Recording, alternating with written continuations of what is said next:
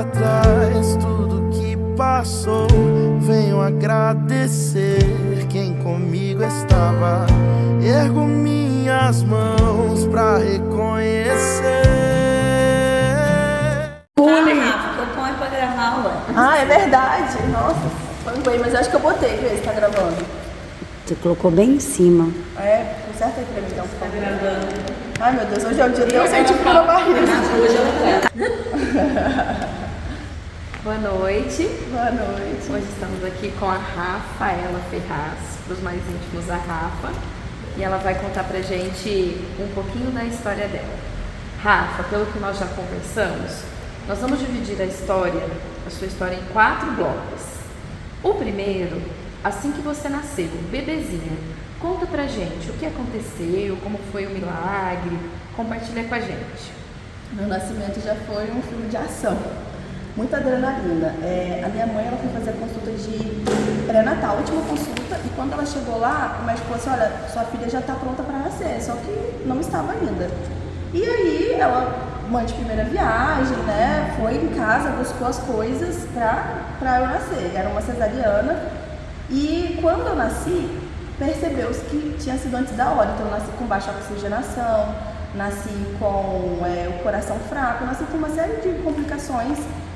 Mas isso acabou salvando a minha vida, porque o fato de eu ter precisado ir para UTI, ter ficado debilitada, fez com que o médico perdesse interesse por mim. Porque alguns meses depois, saiu assim, em manchetes, em TV, isso foi no Rio de Janeiro, tá gente, Duque de Caxias, que o hospital, a maternidade, inclusive, fechou porque o médico estava traficando crianças. E possivelmente eu seria uma criança traficada. Quando eles abriram, um pai um dia cismou e falou assim: não, eu quero ver meu filho morto. Ele morreu e no hospital já tinha um cemitério. Eles enterravam as crianças lá e o pai chegou e não viu o parto. Ele falou: não, eu quero ver o corpo do meu filho. Aí eles enterraram. Quando abriu o caixão tinham 2 tijolos. E aí resolveram abrir mais e vários caixões tinham tijolos dentro. E aí veio-se comprovação de que ele estava fazendo tráfico de crianças. Nossa, um mal que veio pro bem, totalmente pro bem, né? Exatamente, para me salvar. Só que essa complicação que eu tive no meu nascimento fez com que eu desenvolvesse epilepsia, e era um nível um pouco mais grave porque eu tinha convulsões só dormindo. Então demoraram a diagnosticar que eu tinha epilepsia, demorou a adaptar remédio, isso fez com que eu desenvolvesse outros problemas. Comecei a desenvolver uma bronquite muito séria e aos 2 anos, por complicações tanto da epilepsia quanto da bronquite, eu fui para UTI novamente. E antes disso eu era uma criança muito ativa, muito falante, eu comecei a falar muito cedo, nem dava pra perceber. Só um pouco, Rafa. E inclusive o médico levou minha mãe uma vez numa clínica onde tinha crianças na mesma condição que eu. E as crianças elas praticamente vegetavam por conta das frequências das convulsões, né? E o médico não entendia porque eu era uma criança normal, falava, brincava, não afetava nenhuma área do meu cérebro que realmente fosse importante. Só que aos 2 anos o quadro mudou. E aí um dia os médicos me deram alta e falaram assim: olha, a gente está dando alta para ela descansar em casa, porque não tem mais o que fazer por ela. Então a gente vai deixar que esses últimos dias ela passe com a família. E aquilo foi desesperador, porque os meus pais tinham verdadeira adoração assim, por mim. Meu pai ele era um ex-adventista e minha mãe uma católica muito assídua mesmo. E ela conta, porque eu não tenho nenhuma lembrança, né, que várias denominações foram na minha casa, faziam revelações, falavam que Deus me queria junto dele, outros falavam que Deus ia me curar. E eu ficava deitada no sofá na sala, porque eu não comia, eu não abria o olho, não fazia nada. Só ficava ali. A única coisa que minha mãe fazia comigo era trocar fralda, porque eu não fazia mais nada. E um dia, muito desespero, meu pai viu no jornal que em Copacabana tinha uma mulher que fazia milagres, que se você pagasse ela fazia qualquer milagre. Meu pai foi para essa mulher e deixou minha mãe sozinha. Aí minha mãe, naquele momento de aflição, ela conta que ela me pegou no colo, me levou até uma janela e falou: Senhor, eu não aguento mais ver minha filha assim, então se for para ela descansar, que ela descanse. E ela começou a chorar comigo no colo. Aí minha avó paterna chegou, ela era adventista, e me pegou do colo dela e falou assim: Meire, eu posso trazer os irmãos da minha igreja aqui hoje? Ela: pode, dona Helena, pode trazer, tipo, já tinha tanta gente lá, né? Aí foram um idoso e 2 jovens na minha casa.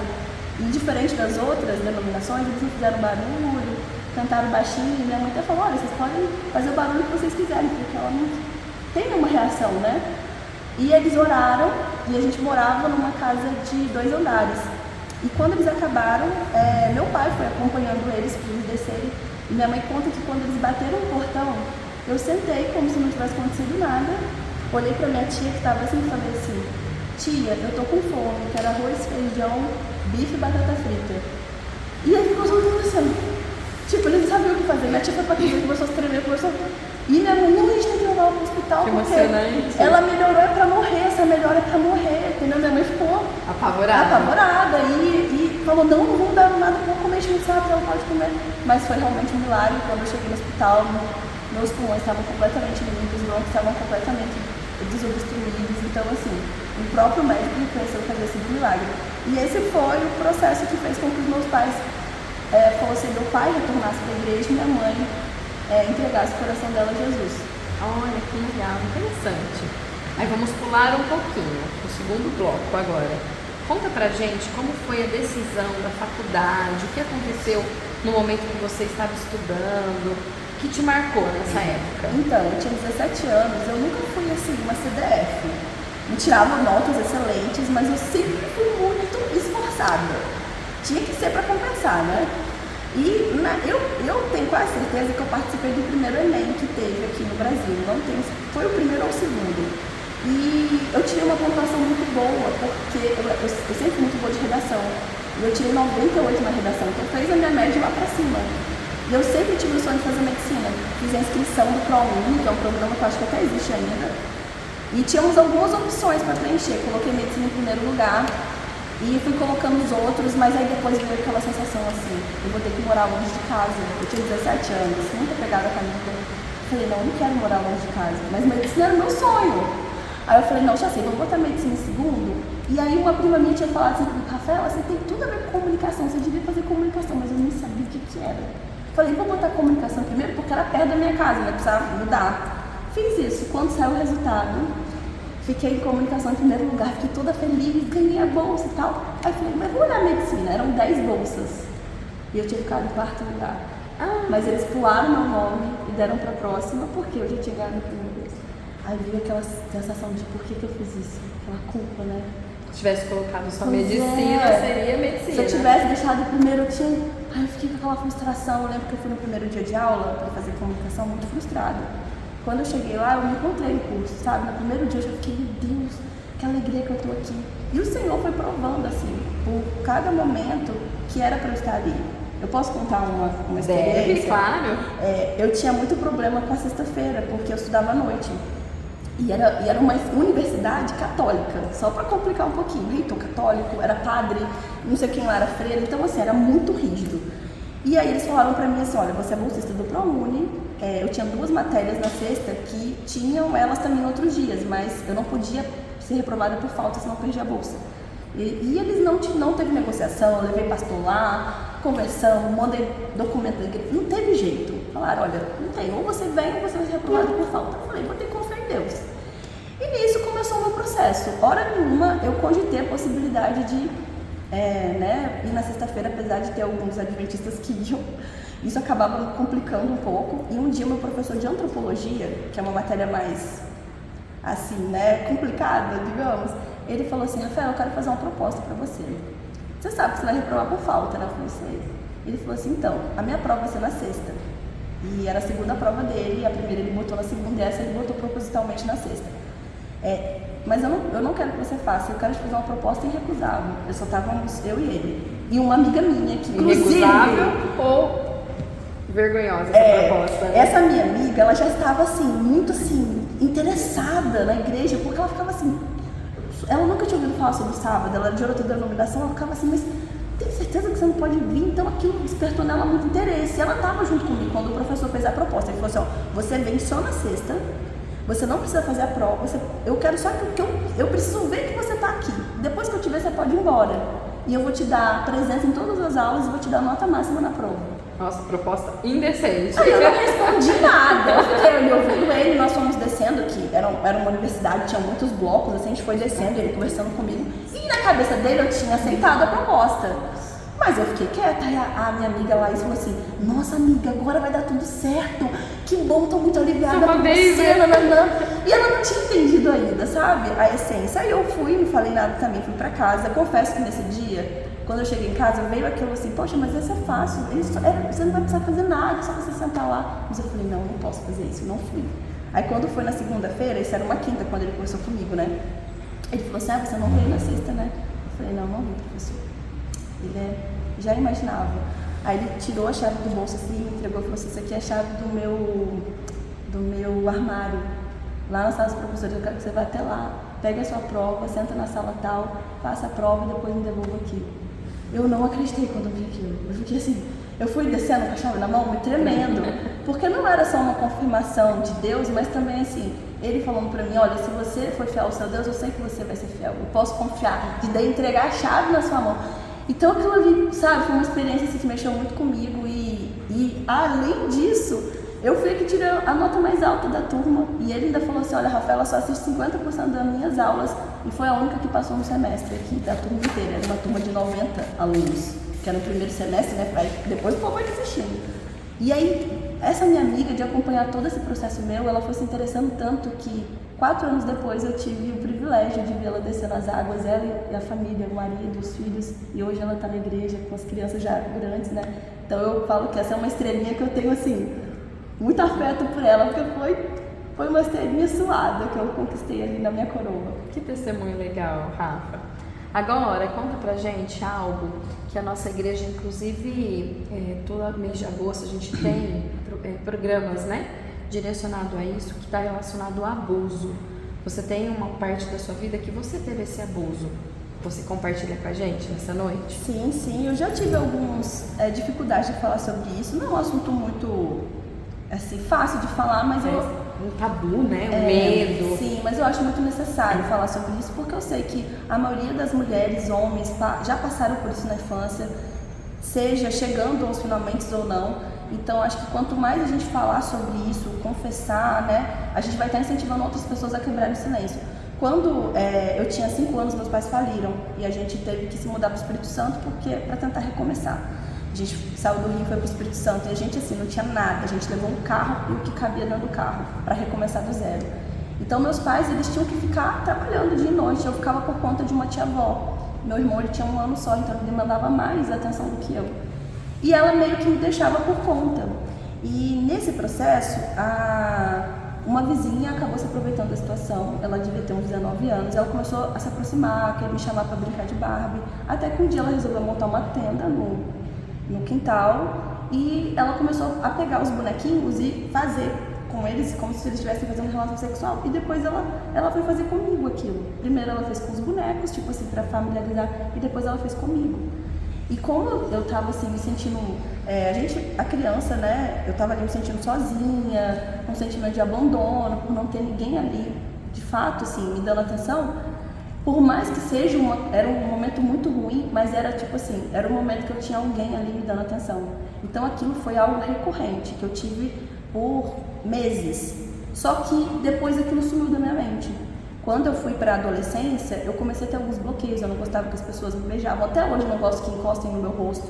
É o único lugar que eu ainda tenho muita dificuldade, assim. Não tenho mais dificuldade de toque físico, mas nem meus filhos eu gosto que eles encostem no meu rosto. E eu comecei a ter aversão, assim, se alguém eu gostava de um menino, mas se ele chegasse para me beijar, eu já começava a passar mal, começava a me dar, e eu não sabia porque eu me sentia assim. Aí, 19 anos com 19 anos eu fazendo terapia, num dia, numa sessão, veio tudo de uma vez só na minha mente, assim, como se fosse uma enchente, sabe, uma enxurrada. Parecia um filme, era como se eu estivesse vendo de fora, sabe, um negócio assim, muito louco. E eu me lembrei de tudo. Aí eu percebi o que tinha acontecido, eu entendi porque eu me sentia assim. E lembrar e poder falar sobre isso já foi um processo de cura e eu comecei a conseguir quebrar os bloqueios. E foi só assim que eu consegui realmente me relacionar com alguém e poder dali pra frente realmente entrar num processo mais profundo aí de curar essa ferida que foi do abuso sexual. Eu tenho certeza também que isso tem feito você ajudar outras mulheres que também passaram por isso, né? Sim, é uma bandeira assim, que eu levanto e que eu tenho, através, né, de dividir a minha história, visto que as pessoas têm mais facilidade de se achegar, sabendo que eu já passei por isso, e de falar também que também passaram por isso e de se abrirem. Que bom. E aí, então, você falou que você fez terapia, superou isso, e aí conseguiram se aproximar de você, até que veio o Leandro. Compartilha com a gente aí essa superação. Foi o primeiro que eu consegui, tipo assim, beijar tranquilamente. Conta pra gente. Olha, é uma história meio de filme, né? Logo minha vida dá uma série. Porque a gente se conheceu pelo Orkut, olha que louco. Mas foi assim, eu tava no retiro de carnaval e eu fui nesse retiro pra, inclusive, encontrar com outro pastor, que já era pastor. Eu era assim, caça-pastor. Tem o caça-fantasma, era a caça-pastor. Então, dentro do seu coração, você já tinha vontade de ser esposa de pastor? Eu tinha vontade. A minha família era muito envolvida assim, com as famílias pastorais que entram no meu distrito. E os pastores falavam, essa menina tem que casar com o pastor. Então era assim, foram falando na minha cabeça, eu fui acreditando naquilo. Eu falei, então bora, né? Vamos atrás, vamos caçar. Nunca tive problema de correr atrás, não. Aí eu tava nesse retiro, só que eu recebi um fora. Porque eu acho que eu tenho essa cara desde tipo uns 15 anos. E aí... O pastor achava que eu era mais velho, porque eu era muito boa de conversar, entendeu? Tipo assim, quando eu não sabia do assunto, eu falava, inventava coisa que a pessoa até acreditava que eu sabia do assunto, entendeu? Então eu dava o meu jeito. Então ele achou que eu era tipo, sei lá, tinha uns 30 anos, por aí, 20 e poucos, porque ele era já bem mais velho, devia ter uns, sei lá, uns 35 na época, e eu tinha 18 anos. Aí ele descobriu que eu tinha 18, ele falou, não quero, né? Não quero criar ninguém. Aí ele foi... me deu fora, eu fiquei tipo, decepcionada, porque eu já tinha feito casamento, a lua de mel, tava já tinha orquestrado tudo na mente. Aí acabou, o sonho foi rompido, né? E aí minha mãe chegou pra mim buscar desse retiro e eu contei pra ela, mas minha mãe também ficou frustrada, que tipo assim, ela falou, nossa, né, hoje que eu desencaso essa menina. Aí ela tava conversando com a minha sogra, que até então não era minha sogra, mas elas se conheciam. E aí a minha sogra falou assim, e aí, Rafa, arrumou algum pretendente aqui, que ela também me conhecia, né? Aí, antes que eu respondesse, minha mãe, assim, chateada com a situação, falou assim, essa daí vai ter que casar com um padre, que só gosta de coisa de igreja. Aí ela pegou e falou assim, então vou te apresentar meu filho, teologando, gatinho, tá fazendo o último ano. Aí eu não sabia que ela tinha um filho. Aí chegou em casa, eu olhei no Orkut e vi a foto dele lá, e tava de terno, gravata, e falei, nossa, é ele. Cara, o outro pastor, nem sabia quem era mais. É ele, minha filha, mas eu insisti, foi assim, ó, persistência, água mole, pedra dura, tanto baixo, que aquele, olha... E ele riu de mim até, eu lembro que na época, quem teve Orkut aqui vai lembrar, que a gente tinha um depoimento, que era tipo privado, né? Sim. Tinha o MSN também, conversei muito por MSN com ele. E aí eu mandei um depoimento falando assim, olha, tem um problema. Olha que eu falei, meu Deus, tenho vergonha disso. Eu falei assim, olha, tem um problema na minha vida que só você pode arrumar. Porque de todas as pessoas que eu tenho no Orkut, eu tenho telefone e eu converso. Você não. Entende? Cantadinha maravilhosa. Aí ele mostrou pros meninos do quarto, ficaram rindo de mim. Aí eu até falei com ele, você já contou pros seus amigos, né, que você casou com a menina que pediu o telefone. Pois é. E aí depois disso, um ano a gente se conheceu pessoalmente.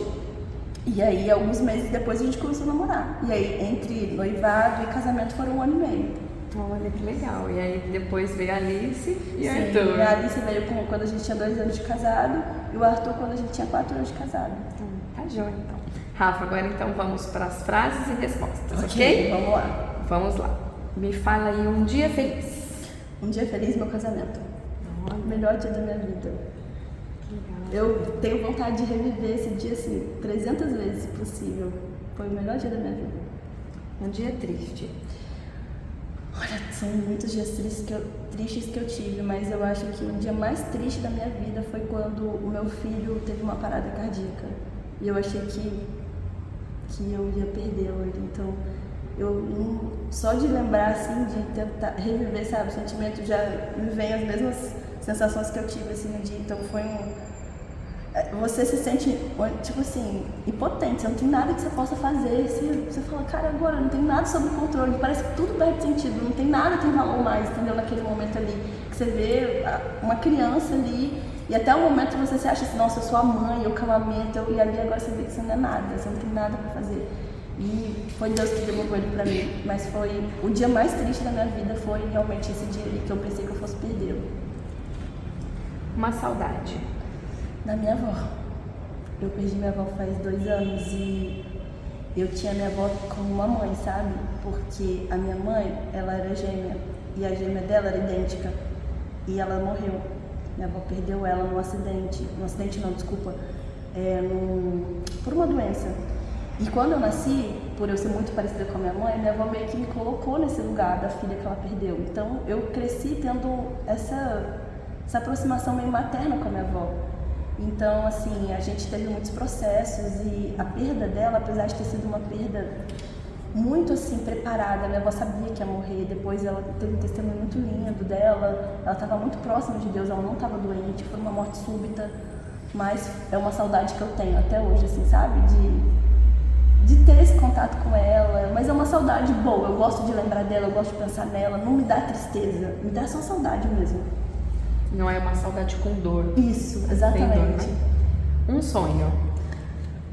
Terrestre? Um sonho. Olha, um sonho, posso dividir em dois? Deixa eu pensar, pode. Um sonho terrestre é poder alcançar muitas pessoas. Eu tenho uma vontade, assim, sabe, de poder ajudar muitas pessoas que passam por dificuldades emocionais. Eu tenho esse desejo no meu coração, então eu tenho esse sonho. E um sonho celestial é ver meu pai e o meu irmão no céu, porque hoje eles estão afastados. Um arrependimento. Um arrependimento? Olha, por incrível que pareça, de não ter feito medicina. Olha. Sim. Ainda dá tempo, Rafa, tá nova. Um propósito. Um propósito, curar vidas. Que bonito. Uma frustração. Uma frustração. Essa, para você que está nos assistindo, a Rafa, quando ela é entrevistadora, ela cria as frases na hora pra gente responder. Essa é uma para ela colher o que ela faz com a gente. Meu Deus do céu. Uma frustração. Uma frustração no dia que eu entendi que eu não tinha o controle das coisas, nem das pessoas. Eu me senti muito frustrada. Olha. Uma vocação. Difícil, hein? Mas eu acho que conseguir alcançar, não sei se eu vou conseguir falar em palavras, mas eu acho que conseguir alcançar ser confiável para o outro, talvez. Não sei se eu vou conseguir demonstrar isso, mas eu acho que você tem eu essa tenho vocação. facilidade para as pessoas me verem como alguém confiável que podem se abrir e tudo. Então eu sempre tive isso desde criança, então eu acho que é uma vocação. Um hobby. Um hobby? Falar. De qualquer maneira. Ok. E aí, por fim, o que você gosta de fazer, o que está relacionado à literatura, a essa parte, mais para a parte de arte? O que escrever. Eu amo escrever poema, eu amo escrever música, eu adoro escrever. Legal. E aí, para terminar então, o versículo favorito. Tudo posso naquele que me fortalece. Amém. Obrigada, Rafa. Obrigada a você. E ao olhar pra trás, tudo que passou, venho agradecer quem comigo está.